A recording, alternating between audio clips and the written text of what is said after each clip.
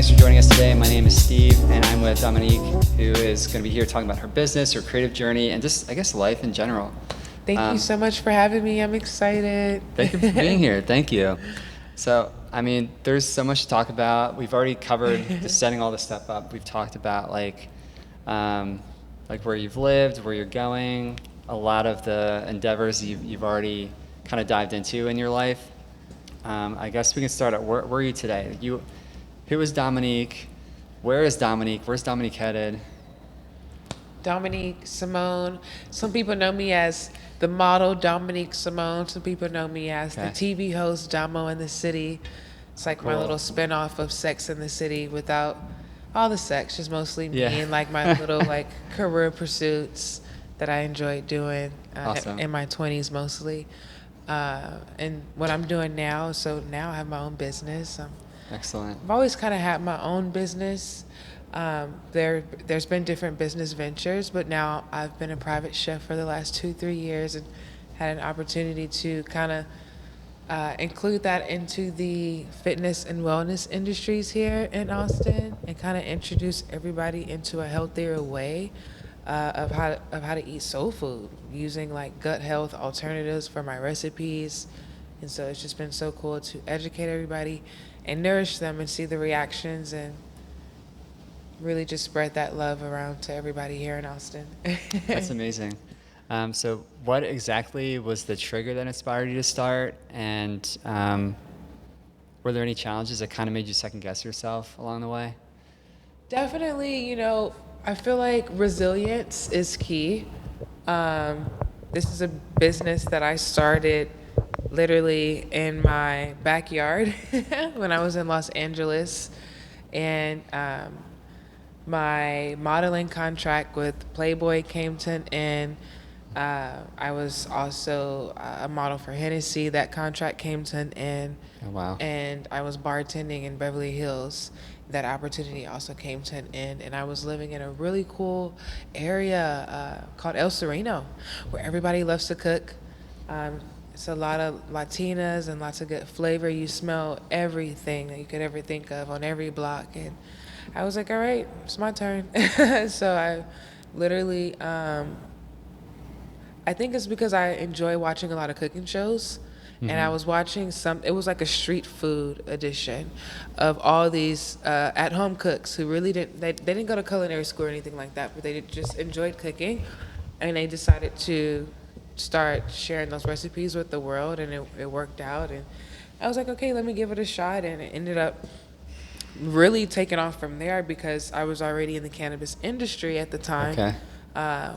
Doing sales. I've been doing sales for a while. That's like, when you're in entertainment, you gotta have several hustles. Yeah. Because when you're in between gigs, what are you gonna do to sustain yourself? And so sales has always been that open door for me because I'm able to build a network in whatever industry I'm selling, whether if it's cannabis, liquor, or entertainment, sports. Yeah, it's been cool to really do that. But one of the dispensaries I was doing business with saw that I had like this menu and said, hey, that food looks really good. Bring that up here. And that's how my business started in Los Angeles about going on almost 3 years ago. Wow. Yeah. That's quite a journey. So I have a lot of follow-up questions for you because you've shared a lot. You shared a lot there. It sounds like you've had like quite an amazing journey. Because you mentioned not only like moving to LA, because then my next question is like, okay, well, like where else have you lived? But you've also mentioned like you ended up, like you had a contract with Playboy, like how did that start? And then you were in the marijuana business, like how did that start? So many follow-up questions, but I want to know, has cooking always been in your DNA? Yeah. Oh my gosh, since I was a little girl. I'm born and raised in Houston. Okay. And so it's a foodie city. We love to eat. My grandma, my mom, my aunts make everything from scratch every holiday, from cakes to pies to all the casseroles, turkeys, hams, everything. I just noticed that with me pursuing entertainment and modeling, they're really big on measurements, and I have big bones. I'm tall. I'm 6'1". Wow. But I was bloated a lot. My measurements were off sometimes, and so I didn't realize at the time that I was allergic to all these different foods that was causing me to bloat, because I was eating pretty clean, but there was bloating that I didn't know how to control, and it was starting to affect my skin. I was having really bad eczema. The bloating is okay, because I mean it's not okay, but in my 20s I was like, you can hide that. I could deal with it, but the eczema was creating somewhat of a insecurity for me. So I went and saw my doctor. Dermatologist? Yeah, I think it was my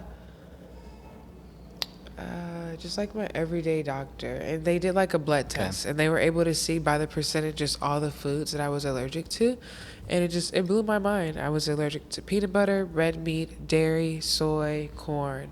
Wow. Gluten is my favorite. Everything that I love.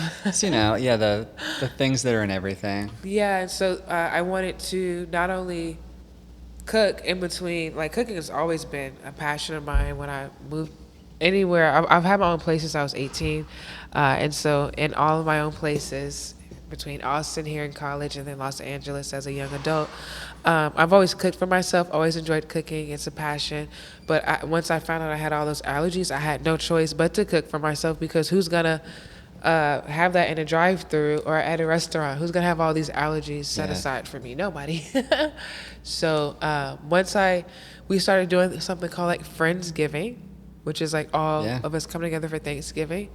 And when I would share like some of my gluten-free fried chicken or dairy-free desserts, and I would see people's reactions, I was like, oh, like people just were shocked. They couldn't believe that it was healthier, that it still had that flavor.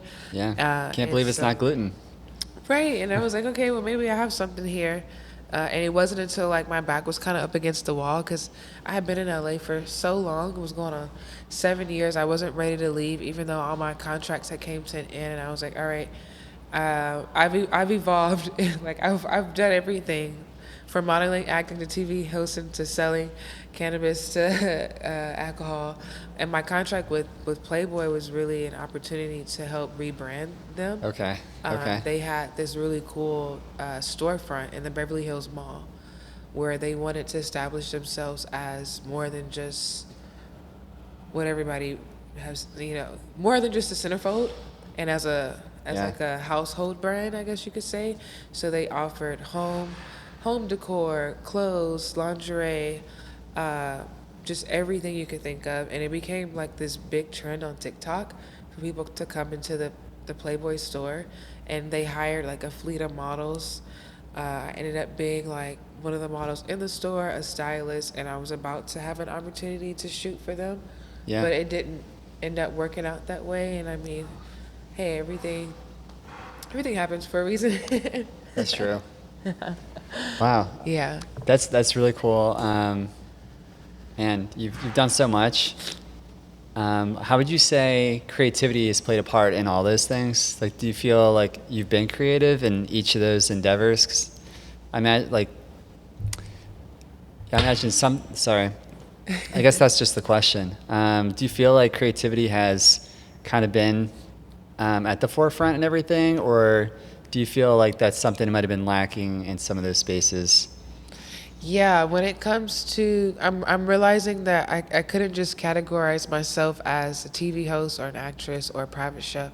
I'm like, okay, clearly I love artistry, and I enjoy having certain skill sets that I could develop, and these skill sets are really passions that I just try to water. And so, yeah, I kind of just look at it like that, you know. Yeah, it's just having multiple skill sets that I can water and develop over time, and using those skill sets to actually better humanity. If I'm going to tell stories, I want to tell stories that are impacting us, that can bring us together, not anything gossipy or negative. I like that. There's already enough of that out there. You know? Channels dedicated to that. If I'm going to create a spread and you happen to see me at a farmer's market or at your event next Saturday, everything will be gut health friendly, even though you can smell it like a mile away. You're like, ooh, that smells so good. And then when you get there, you're like, what? This is dairy free? What? This is gluten free? This is, oh, wow. So not only does it have that soul food smell of making you feel like home, it's also going to be good for you afterwards. That's great. That's awesome. Yeah. I think there's definitely, I'm seeing a lot of creativity on your page now because you're trying to tell your story. You're very much using, I think that's how it has to be now. People have to use social media to really get their brand out there, and show that they can produce results by, hey, here's my brand, here's what I've done, here's what I want to do. I saw that you've done podcasts before. Do you typically talk about like food on your podcast? And yeah, I guess that's the question. Yeah, I've had the opportunity because I played college basketball at Concordia, and Okay. when you go to college, you got to major in something.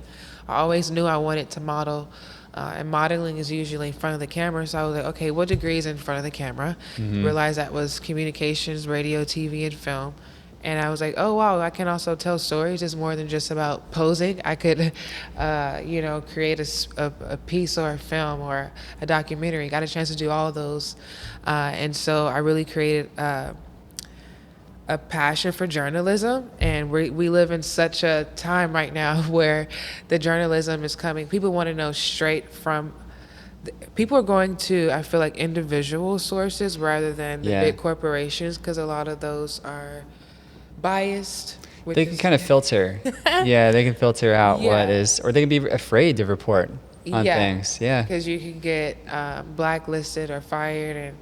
And I've had the opportunity to apply for all these big networks with my degree. And that's where I had to get creative. When I started working at Facebook, I had an opportunity to work at Facebook. And at the time, they were giving us like a stipend of $250 a month to promote our own brand. And I was thinking, okay, I always grew up watching Sex and the City. And I'm like, I'm in the city of Austin. I'm in my 20s. I work at Facebook. Yeah. Let's just make it happen. And I was like, if BET, E! News, they won't hire me, I'll bring that here to Austin. And that's what Domo in the City was. Yeah. Just, highlighting fashion shows, grand openings, entrepreneurs, anything happening in the city. So when I heard that you were doing something in the 2025 version, but in your own way, I was like, yeah, I would love to be a part of it, because it really took a huge community to pull it off. On a consistent basis, to have those episodes, to be able to interview people that were impactful. We had red carpet reveals where like each episode would come out and people could come and do like a watch party at certain events. Oh, that's really cool. Give me ideas now. Always, I'm just, that's me. I pretty much have been some type of creative juice behind somebody's brand, and I'm excited about it because now I can use all those experiences and wisdom to put it behind mine. I love that. I appreciate you sharing the tips. What was my next question? There's gonna be a lot of editing in this podcast. How important is creativity? Like, what could you tell people about whether or not they should be pursuing something creative in their life? Yeah, creativity, I feel at the end of the day, is what separates us from being just like in the Matrix and zombies doing what we're told to do, waking up, going to sleep, and doing this everyday routine. It's okay to have a good routine that's healthy, because I'm realizing that in my 30s. Oh my God, in my 20s, I just felt like anything that was close to discipline was going to take away from me being a rock star. And I needed it was a barrier to find. Yeah. I just needed to be able to just rock and be free, and like, I didn't want any confinements or any crazy like limitations or boundaries. And now I'm realizing that, being disciplined is actually healthy. It's not a bad thing. Doesn't mean that you're boring and old. It doesn't mean that you're boring in control. At all. You're actually more in control of what's going on. And you can still be a rock star about certain things, so it's kind of cool to be able to find that balance. But creativity has always just, I feel like, led me through. Like, I am 6'1" Black woman from Houston, Texas, and so when I'm in some of these spaces, what sets me apart is my creativity, is how I see things, how I choose to speak up on it, how I dress, how I carry myself. I'll have big hair, I'll have blonde hair, I'll have fros or braids, or I'm very eccentric. I don't try to just put myself in one box. Yeah. I like to dress androgynous. Sometimes I'll have blazers on. I played basketball, so I could be tomboyish, but I could still throw on some heels and lipstick. Like, Yeah. being masculine and feminine. I think there's a lot of creativity in that. Yeah. And yeah, colors and just, I had to be creative when I wanted things to happen, and realizing, okay, I already have everything right now to make this happen. So how do I get creative in using what I have? I think Yeah. that's where creativity has really helped me in these spaces. I love that. Yeah. It's just like such an empowering thing. It's a way for you to really understand yourself, understand the world. There's a lot of things that are not in control, that we can't control in this world, right? So what we can really do is start with ourselves and look at what motivates us, what inspires us. And again, you can discover things about yourself when you take risks to be creative, to try something new. You could also free yourself from the corporate world if you choose to, Yeah, it's like, I know it's a big dream for a lot of our creative friends out there is to find something that they can build on their own without necessarily being tied to a desk from 9 to 5 p.m. So I think there's just so many important things from my perspective. It's also healing, it's a way for people to just rediscover themselves, get in touch with themselves when they've gone through some 100%. bad things. If I just work and eat and sleep and I never create, then I kind of go downhill. I have to have creation and that time to create as an outlet, whether if it's I'm cooking, I'm journaling, I'm plotting on the next podcast, or creating a cool outfit, or reconstructing my room. Just, there's all kind of different ways to create. I think we need to be more open and more and kinder and more patient with ourselves, because we all have a lot of creativity, but it's just how we are open to being able to see it. That's a really good point. You don't have to set the bar really high. Like, to be creative doesn't mean you need to open an art studio. Everything is something that you can do on your own scale. Maybe it's just it's painting on the weekends. Yeah. It could be doodling or sketching. It could be writing a poem when you have the time, or it could be something bigger. It's a lot of these things we can fit into our day somehow, but it just takes a little bit of discipline to get started. I think that for me has been the hardest thing with new projects and new ideas is the initial getting started part, because you can see new things as being very hard and challenging. But I think there's just a way that we all we have this way about us where we will try to talk ourselves out of something because we're afraid to fail. We're afraid that maybe we're not going to be good at something. But I'd say the best thing that anyone can do is just to kind of take that risk to begin with, and just see where it leads you, because you don't need to have all the answers. You don't need to be an expert at something. You might be better than you thought, or you may not be an artist. You may not be a chef after all, but like you kind of have to get started to really learn. Like from making that transition from being a tomboy playing basketball before the WNBA was even respected to where it is now. Like, women in the WNBA still had to have a second job, and now they can be, doing really well with the Unrivaled League, and they have sponsorships, and it's just so cool to see that transition. But at that time, I knew that I couldn't go from college basketball to the WNBA. So I was like, okay, I'm gonna have to make a transition to like modeling, acting, TV hosting, or even corporate America. And I was able to do all those spaces, but making those transitions each time was always interesting. And who wanted to accept me into those spaces with my creativity and me just believing in myself, ran into certain obstacles, learned a lot about myself. Like, it hasn't been perfect in every industry, like especially with basketball injuries. I have holes in my knees, so runway was extremely hard. I got the opportunity to do LA Fashion Week. Wow, that's so cool. Everything that I've dreamed about wanting to do, I would at least do it, so that way if I failed, there was no what ifs. Yeah. Some people can't go to sleep at night because they have all these like what ifs, right? And at Yeah. least I fucking did it. Like at least I put myself out there. Yeah. And You runway did. was fun, but it was just so painful with different heels and having holes in my knees. Then I realized, okay, then maybe I can do like acting and like commercial work because that's less heels and more of just being centered in the space and more of my expressions and You found some ways for it to work for you. You can kind of work around some of the limitations that you've run into. Yeah, and then I've had people, when it comes to me being a private chef, they're like, well, where's your commercial license or where's your certifications for like what culinary school did you go to? And I'm like, I'm self-taught, and so Yeah. just learning how to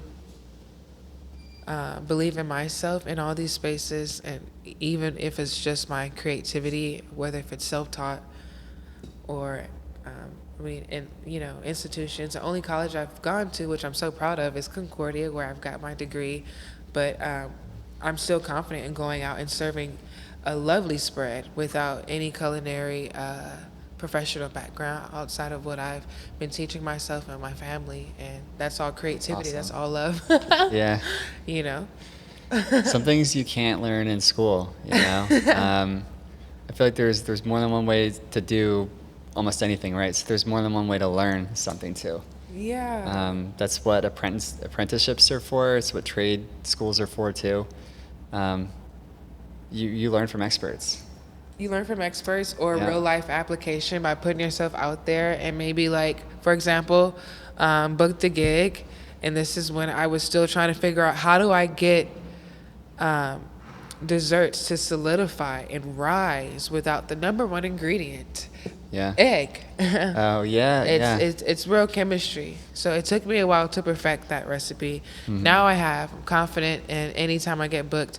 But the first time that happened, it was so disappointing. And to this day, that particular client, I tried to give them back the money and the food and everything like that. But you like live and you learn that you can't say yes to everything, at least until you learn how to do it. Or if you are going to say yes, be willing to be embarrassed, fail, and then be able to take ownership for that. I love that. Yeah. Yeah, it is hard to say yes to everything just because there's only so much time in the day, and we have our limits as far as what we can and can't do. I mean, except for you, it sounds like you've done like almost everything. So I guess your only limit for you is time. How much time you have in a day? Because yeah, you've done a lot. It's very impressive. Very impressive resume for sure. Man, is there, of all of your endeavors, do you have like a favorite chapter? Is there anything you would want to go back and redo that maybe you've stepped away from? Because a lot of these things I've learned in life, because I've dabbled in a lot of different things, is the door often isn't fully closed. I imagine playing on a basketball team is kind of hard because like once players leave leagues, it's harder to get back in to show that you're still ready to play. So yeah, is there anything that you feel like you would revisit that you would really want to go back to? I actually just got enough confidence and healing nerve to go through my old photos and look at like past versions of myself and be able to love her. Okay. She was like just so excited to be out there, and Yeah. been through so much as a child. Lost my mom at a young age. I'm so sorry. Suicide. I came home, she had committed suicide. Father was never really involved, but my grandparents raised me. So having the opportunity to go into the world and just be like expressive and like, I think it was just hard for me to like be alone. The silence of being alone was too painful, and so I was modeling, I was acting, I was TV hosting, I was bartending, I was doing corporate America. I was never really just grounded. And now I'm learning how to be okay with my thoughts, be grounded. Everything I desired and wanted to be desired for, I'm learning how to give that to myself. And so it's really, really like a full circle moment. So if I could redo anything,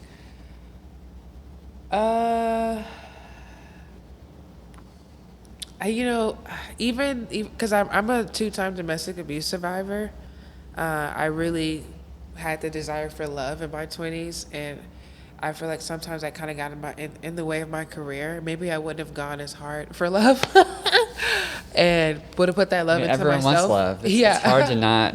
Yeah.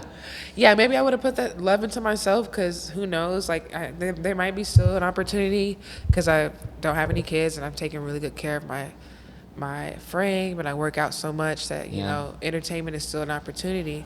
But with just some of the injuries I've had from being a survivor and just and all the healing that I've been trying to do, I feel like that could have been prevented. And, if I Yeah. didn't even, if I just chose to love myself and not go so hard to be loved and to be seen. Yeah. That's really Yeah. deep. I appreciate you sharing that, because I know Yeah. that's not always easy to talk about. I'm glad that you're okay. Yeah. You've emerged as the amazing young woman that you are today. Thank you. And yeah, I think that resonates with a lot of people. I think we all struggle in different ways with loving ourselves. Yeah. The way that we see ourselves and the way that we place our value when we're at an impressionable stage. We place our value in the way that other people see us. Oh my God. Yeah. And I blame society, but also our situations, or everyone has a different situation, and sometimes our conditions kind of stack the deck against us. And it's just incredible when someone as confident and radiant as you are now can open up and share that, and hopefully inspire people then to kind of think twice for themselves, who are kind of in that situation where they feel they don't have another option. Maybe they feel like they're trapped. My sobriety journey really helped me with that. Oh my God, learning how to not have to drink when I wake up or go to bed, or just to even be the personality that everybody needed in the room for Domo in the City, or for my podcast, or for photo shoots.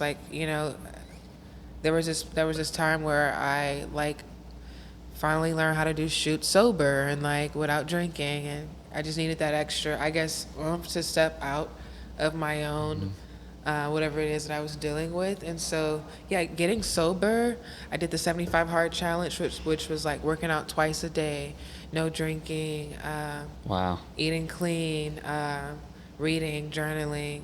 I started reading my Bible. Also, this ring is showing that I've been celibate for a year. That's awesome. Being able to pour that love into myself and working out twice a day and keeping it up even after the 75 hard challenge. I don't do it every day, but Tuesdays and Thursdays I work out twice a day. And I'm just learning so much about myself, because I was usually putting all this, I was centering relationships, whether it was friendships, work relationships, or romantic relationships, and now I'm actually centering myself and family and my religion and my 2 little doggies. So it's cool. I feel like everything is really coming full circle. I don't think I would redo anything, actually. Yeah. I feel like we all learn, even from the hard times in life. We take something from that, and it sucked to be in those moments, but we learned a lot. We grew a lot from those challenges. So that's such an incredible perspective that you can look back at those hard times and be like, they shaped me. And I think that takes a lot of healing to get to that point, and a lot of grace. So huge props to you for reaching this point. It's awesome. Definitely still a rock star, just in the gym and in my bag. Yeah. In my bag, I'm in the gym and about my mental health and all that. So I think that there could be rock stars in those fields too. I love it. Let me think of what can I ask you next, because man, you're dropping gems today. This is a great start for sure. Yeah. Thank you so much for having me. Yeah. What is next for you? What does the next 6 months, year look like, as far as goals, or even just where's your journey taking you? So literally, there's 4 months left in the year. This year has gone by so quickly. Man. I was just thinking okay, what could I do right now with the resources that I have to contribute to humanity? before the year ends. I know for sure I want to feed the homeless. Like the next event we have on Saturday, if there's any food I have left, I've already made up my mind. Instead of trying to sell that food or throwing it out, I'm just gonna feed the homeless. Like that's gonna be my thing. Like at the end of my events, whatever food I have left for the rest of the year, I want to at least start donating a portion of it to the homeless, because there's a huge community that's growing. And yeah, there's so much happening politically, and I think they're being harassed and told that they can't be on the streets anymore. So why not use something that I have as a resource with my business to help humanity? I'm going back home to take care of my family, my grandparents. That's what's leaving next us. for me. I was going to try to keep it hush hush, but I mean, I think there's so much beauty in me being honest in that, because going back to me losing my mom at a young age, my grandparents are there. I saw them sleep on the couch in their uniforms. My papa's a cop. My grandma's a nurse, working 18 hours to put me through college and put my middle sister through school as well. Got me in new car, new apartment, always looked out for me, set me up for success. So the least I can do now that I am successful is to go back and take care of them in their golden years. It's only right. It's actually honorable that I'm in the position to be able to do this, and I feel like some of my desires, everything I've been working on, like everything I've been telling y'all that I've been watering, I feel like somehow they just might come full circle. Because I left home at a very young age and I never looked back. And so this might be the important puzzle piece, going back and everything becoming full circle. So I would still be modeling, still be acting, still be TV hosting. I plan on starting like a stream, because streaming is where it's at now. Oh, it is. And I got blessed with a really nice house, so I'll have space to stream, not too far from my grandparents. And everything that I've been doing, I'll just try to take it up to the next level, because I'll be at home where my roots are. That's awesome. Yeah. That's just so cool that you're in a space to now be there for your grandparents, and they've done so much for you. Yeah. They're just so lucky to have you, and I'm sure you will have plenty of opportunities in Houston. It's not like you're moving out into like Kansas or something. Like you're going to be where there's a lot of action, a lot of opportunities, and it's like a 2-for-1. You can also be there now for your grandparents and make sure they're cared for. That's so wonderful. Yeah, the brand is Domo in the city, not Domo in LA, Domo in Austin. Yeah. Which is a blessing that I've been able to take my brand to different cities. I would love for my brand to be global, and I feel like Houston may be the missing link on how that can happen. And so that's what I would say is next, is prepare for Domo in the city, Domolicious, acting, modeling, TV hosting. This shit's going global. I love that. And I'll be having my family at the center. Oh, that's so cool. Houston is such a busy city. It is a very active city. How do you feel about Houston brunches? So that's what's so interesting. I'm about to actually probably have an opportunity to learn. We're always going to be a student at something. And I grew up, even though I'm born and raised in Houston, I grew up in Austin. Because think about it, from 18 to 23, I was here, which is where pivotal moments in life. Yeah, where you become able to drink, and you make all those memories of getting blacked out and shit-faced, and just doesn't sound like memories. I don't think you remember them. It's not a memory. Right. It's like my memory is like it's so funny, because my memory is like, oh my God, I know I'm too young to have a bad memory, but I really went hard, and so I didn't get a chance to do that in Houston. But now that I'm 30, I don't really want to go hard like that. Actually, be more intentional. Yeah, I want to be more intentional. So I'll get a chance to see the city from an intentional lens, through networking, cool. On my grown and woman, entrepreneur side of things. So it should be really cool.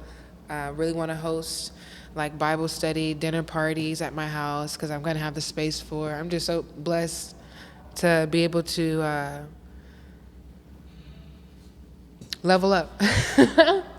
Houston's the spot to do it. You're going to level up in Houston, and we're going to be reading about you in the paper. Oh my God, that would be a blessing. I'll be back. Like, South by Southwest, Afro Tech. Yeah. If you have more events, I have access to Airbnbs where I can cook out of. So Oh, good. I can That's be cool. here. You'll be back. We're gonna hold Yeah. you to it, but it sounds like you already got your return ticket booked. And I think you and I are going to have a photo shoot together too. That's right. Yeah. Yeah, that's we're gonna what's work for next. sure. Awesome. I think that might be all the time we have for today, guys. I'm so excited to have Domonique here with me today. Quite a journey, an amazing, inspiring journey so far. A woman of many hats, and the future is bright. You're leaving us, but we'll see you again. It's not goodbye. It's see you later. It is see you later, Austin. Y'all already know I leave and come back. I did it before. I probably do it again. Just right down the road anyway. I love Austin. Like, special shout outs to Black Swan Yoga, JCTV, Sunday Sessions, Bar 3, Todd Pilates, any organization that saw me when I was trying to go through that transition of being a domestic abuse survivor but still having a business. And y'all believed in me, and I just really appreciate y'all, like, for bringing me into your businesses, highlighting my small business and allowing me to grow. Like, y'all really helped me. The city has so much love for its residents. Yeah. And I love to see like the way the community, like the Black community, is really supporting one another here. Yeah. There's so many different groups have sprung up to make sure that you have that space to find your footing. Because not only is it hard, like you're moving to a new city, finding like spaces that like really welcome you in, I know can also be kind of challenging too. So Yeah. that's one thing I really love about this city, is that there really are communities for everyone here. Is, And guys. they're welcoming to everybody too. Like, And they're supportive. yeah, they're like, so supportive. I know you're only gonna grow from here. Thank you. And like when I say grow, I mean like your podcast is gonna be global. I'll probably see it on Apple or Spotify, YouTube, TV. I'm receiving like, this.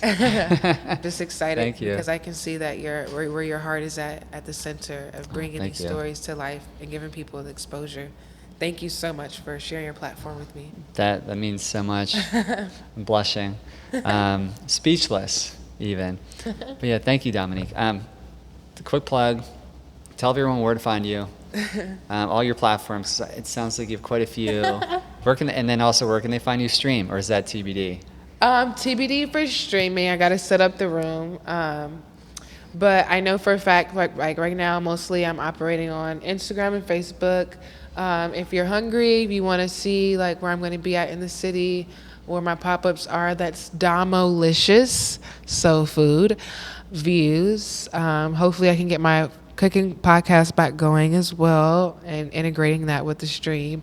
My modeling, acting, and TV hosting page is Domo in the City, like Sex in the City, but Domo in the City. And yeah, if you want to keep up with me on Facebook, there's also a Domo in the City page. I do have a YouTube under Domonique Samone, my modeling page. You can also Google me if you want to see what I did in basketball, and just, yeah, it's, hopefully I can get this all streamed. My website is domointhecity.com. I want to get it all, like, you know, compartmentalized into one funnel where you can find everything, all my many hats. That's what I'm working on. Awesome. Yeah. Awesome. For me, I usually use Linktree just for simplicity. Yeah. But yeah, there's a limit to that. It's not the most visually No, pleasing you're thing. right. You can check Yeah. out my link tree. It's Oh, in my good, bio of my Instagram. It shows all my latest episodes, anything I've done, all of my Perfect. career. Yeah. Excellent. Yeah, thank you again, and cheers again for being the first guest. Cheers. And good luck to me with all the editing that comes with this. He does have a lot of editing. a lot to cut out where I stumbled on my words. All right, thank you again, and all the best with your future endeavors. That's it. See you guys in the next one.